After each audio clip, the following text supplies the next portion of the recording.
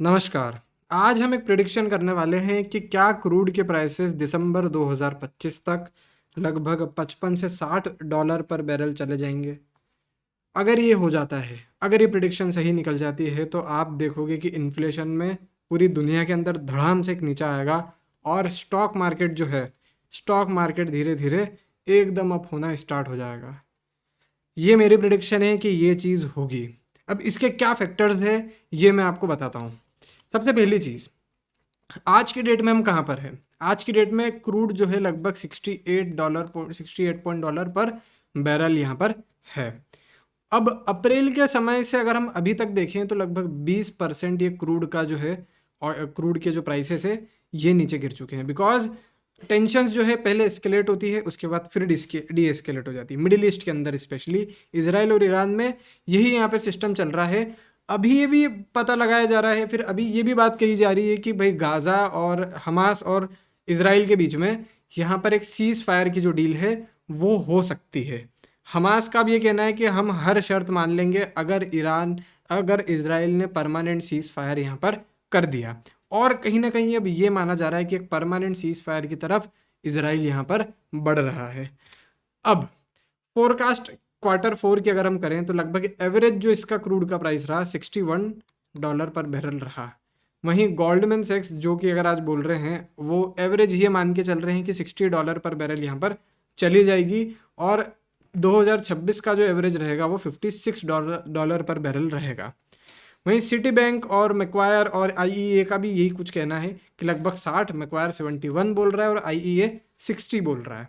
तो यानी कि 60 एक प्राइम माना जा रहा है। हर जो एनालिसिस्ट है वो ये बात कर रहा है कि 60 डॉलर पर बैरल यहाँ पर क्रूड का प्राइस हो सकता है।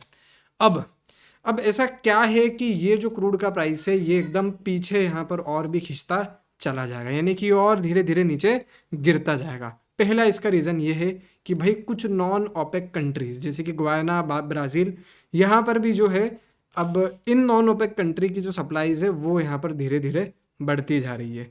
यानी कि जो साउथ अमेरिका पूरा, आप अमेरिका पूरा कॉन्टेक्ट देखते हो या फिर अमेरिका का पूरा कॉन्टिनेंट देखते हो, आपको कुछ कंट्रीज़ में भी अब यहाँ पर क्रूड प्रोड्यूस होने लग गया है। और ये ओपेक की जो पूरी मोनोपोली है जहाँ पर ये क्रूड के पूरे प्राइस को कंट्रोल करते थे, उस मोनोपोली को यहाँ पर ख़त्म किया जा रहा है। ठीक है। उसके बाद ओपेक जो है, ओपेक यानी कि जो ये ऑयल के प्राइसेस तय करते हैं, इनके अंदर भी जो डिसिप्लिन है ये यहाँ पर ख़त्म होता जा रहा है। आप एक चीज़ देखोगे कि जो एकता इन लोगों की थी वो धीरे धीरे यहाँ पर ख़त्म होती जा रही है। यूएस जो है एक टोटल तरीके से यहाँ का क्रूड प्राइसेस कंट्रोल कर रहा है। और एक जो चीज़ है जिसको मैं बोलूँगा टीपी या फिर कह सकते हैं टीएफ, वो ज़्यादा यहाँ पर काम कर रही है। अब ये टीएफ क्या है मैं आपको आखिरी में बताता हूँ। अब उसके बाद क्या हो रहा है कि जो चाइना है और उसके बाद ईवीज की वजह से और ग्लोबल जो भी इलेक्ट्रिसिटी और स्पेशली जो पब्लिक ट्रांसपोर्ट है उसके बढ़ने की वजह से यहाँ पर क्रूड के प्राइसेस आपको गिरते हुए दिखाई देंगे। आप 2017 में देखोगे जिन शहरों में इंडिया में कार्स चलती थी, आज की डेट में ट्रैफिक से परेशान होकर लोग पब्लिक ट्रांसपोर्ट का मैक्सिमम यूज़ कर रहे हैं। बड़े से बड़े लोग कार्स छोड़कर पब्लिक ट्रांसपोर्ट पर आ रहे हैं। इस वजह से क्रूड के प्राइसेस भी गिर सकते हैं। इसके भी गिरने का एक फैक्टर यहाँ पर इसे माना जा रहा है। और चाइना जो है, चाइना का फैक्टर कुछ इस तरीके से है कि ईरान जो है, ईरान पर सैंक्शन लगे हुए हैं और चाइना वो ऑयल यहाँ पर खरीदता है। लगभग ईरान का 90 to 95% ऑयल चाइना यहाँ पर परचेज कर लेता है।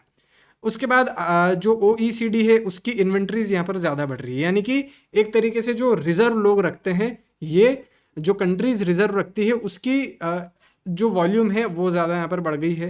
इस वजह से कभी कभी होता भी ये है कि 1 दिन 2 दिन 10 दिन भी ऐसे निकाल देते बहुत सारे देश जो ऑयल उस पॉइंट ऑफ टाइम पर ऑयल नहीं मंगाते। उसके बाद जो डॉलर है, डॉलर भी एक तरीके से स्ट्रांग होता जा रहा है और जो ग्लोबल दूसरी कंट्रीज़ की करेंसीज है इस वजह से वीक होती जा रही है। और आज ट्रंप का बिग ब्यूटीफुल बिल जो कि यूएस के सेनेट ने और यूएस के लोअर हाउस में पास हो चुका है, प्रेसिडेंट का जैसे यूएस के अंदर साइन होगा उस पर बिग ब्यूटीफुल बिल आने के बाद डॉलर एक स्पाइक ऊपर तक की तरफ मारेगा, जहाँ पर दूसरी कंट्रीज़ की जो करेंसीज है वो नीचे गिरती जाएगी। खैर इंडिया के लिए एक अच्छी बात है ये, बिकॉज अगर इंडिया की करेंसी नीचे गिरती है तो हमारे एक्सपोर्ट्स यहाँ पर फिर ज़्यादा बढ़ेंगे और इंडिया के अंदर ऐसा बड़ा इन्फ्लेशन भी आपको देखने को यहाँ पर नहीं मिलेगा। ठीक है। दूसरा, अब क्या है कि ये जो बुलिश मार्केट है इसको धीरे धीरे हो सकता है कि ये प्राइसेस जो है वो बढ़ भी सकते हैं। देखो दो तरफ बातें होती है, प्राइसेस बढ़ने के कुछ चांसेस, जैसे जैसे कि मिडिल ईस्ट के अंदर कोई डिसरप्शन आ गया जो कि अभी ना के बराबर चांसेस है। उसके बाद ओपेक प्लस जो है जिसके अंदर जो भी बाकी ऑयल कंट्रीज आ गई, वो अगर एकता बना ले, जहाँ पर रशिया वगैरह ये अगर सब आ जाते हैं, रशिया पर सेंक्शंस हट जाते हैं, और फिर ये जो इनकी जो सप्लाई है, इसकी क्रूड की सप्लाई है, वो अगर धीरे धीरे इन्होंने कम कर दी और प्राइसेस उससे अगर बढ़ गए, तो फिर यहाँ पर एक बड़ा हम देखेंगे कि यहाँ पर एक ही ये रीज़न हो सकता है कि प्राइसेस यहाँ से बढ़ जाएंगे। उसके बाद ऐसा है कि जब weather related demand, for example जैसे कि ठंड है तो ठंड में ज़्यादा क्रूड का यूज़ होता है, तो वो भी हो सकता है कि अगर ज़्यादा क्रूड का यूज़ किया, लोगों ने पब्लिक ट्रांसपोर्ट का कम यूज़ किया और उसके बाद डिमांड के ऊपर अगर ज़्यादा बढ़ी, एक भी महीना ऐसा निकल गया, तो फिर ये क्रूड की प्राइसेस बढ़ा देगा। देखो 3 फैक्टर्स यहाँ पर मैं बता रहा हूँ, इससे अलावा 3 फैक्टर्स मुझे नहीं लगता कुछ हो सकते हैं। अब प्राइस सिनेरियो अगर हम देख लेते हैं, एक बेस केस ले लो तो $60 से $70 जो ओपेक प्लस अगर हो सकता है कि ठंड तक आते आते धीरे धीरे क्रूड के प्राइसेस यहाँ पर बढ़ा दे, तो बढ़ा सकता है। अब धीरे अगर होना है या फिर कम जाना है अगर प्राइस को, तो देखो मेन ये है कि चाइना और OECD, यानी कि जो कहीं ना कहीं कह सकते हैं कि आपका ये जो दूसरी जो कंट्रीज़ है जो यहाँ पर ये खरीदती है क्रूड, वो अगर यहाँ पर जैसे फॉर एग्जांपल चाइना है जो सैंक्शनड ऑयल खरीद रहा है, वो अगर यहाँ पर वो खरीदता रहे और एक तरीके से जो मेन क्रूड का है मार्केट उसमें चाइना की इतनी ज़्यादा डिमांड नहीं है, तो फिर उस वजह से जो ऑयल प्राइसेस है वो नीचे गिरेंगे। और ज़्यादा ये हो सकता है कि भाई एक बड़ा डिसरप्शन यहाँ पर हो जाए, सप्लाई डिसरप्शन, जैसे कि जो ओपेक प्लस है वो एक तरीके से यहाँ पर एक नकेल कस दे क्रूड के प्राइसेस पर, जो सप्लाई है क्रूड की वो अगर कम कर दे, तो फिर उसके बाद हो सकता है कि यहाँ पर जो प्राइसेस है क्रूड के बढ़ जाएंगे और लगभग 80 से 100 बिलियन डॉलर $100 भी यहाँ पर बैरल जा सकता है। अब देखो मेरा यहाँ पर है कि भाई प्राइस जो है वो गिरेगा। अब TF जो मैंने आखिरी में आपको बताया था कि TF क्या चीज़ है, उसकी अगर हम डिस्कशन करें तो T का मतलब है ट्रम्प और F का मतलब है फैक्टर,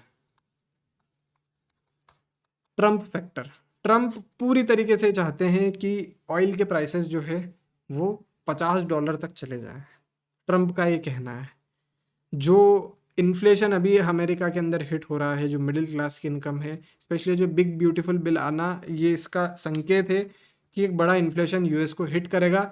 तो ऑयल प्राइसेस जो है यूएस ग्लोबली ये चाहेगा कि भाई कम से कम रहे, और उसके बाद ट्रम्प के खिलाफ जो बाकी ओपेक कंट्रीज है वो गैंगअप नहीं करेगी, बिकॉज अमेरिका अभी आज की डेट में अग्रेसिव प्ले कर रहा है, अमेरिका एक तरीके से बुली बन रहा है पूरा।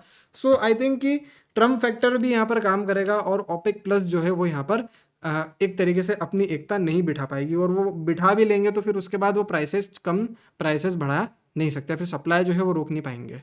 अब देखो फिर भी एक मोटा मोटा अगर मान लो जियो पॉलिटिकल भी अगर हम देखते हैं कि भाई ठंड तक आते आते, या फिर कह सकते हैं कि थोड़ा 1 2 3 महीने बाद अगर वापस से जियो पॉलिटिकल टेंशन यहाँ पर बढ़ती है, तो आप $60 to $70 का रेंज यहाँ पर पकड़ सकते हो, इससे ज़्यादा नहीं होगा। और अगर दोनों फैक्टर यहाँ पर हुए कि ओपेक ने भी यहाँ पर नकेल जो है वो कस दी, और जियो पॉलिटिकल टेंशन्स भी जो मिडिल ईस्ट के अंदर है वो यहाँ पर बढ़ गई, तो उसके बाद ये फैक्टर मिलके $80 to $100 पर यहाँ पर क्रूड ले जाएगा। और फिर उसके बाद तो देखो स्टॉक मार्केट है वो इतना ज़्यादा सहन नहीं कर पाएगा इस चीज़ को। सो आई थिंक कि इन्फ्लेशन और ये दो जो फैक्टर है अगर ये काम कंट्रोल में रहेगा, तो क्रूड की प्राइसेस यहाँ पर गिरी हुई आपको दिखेगी और ठंड तक और गिर जाएगी। Okay, that's it for now, thank you so much.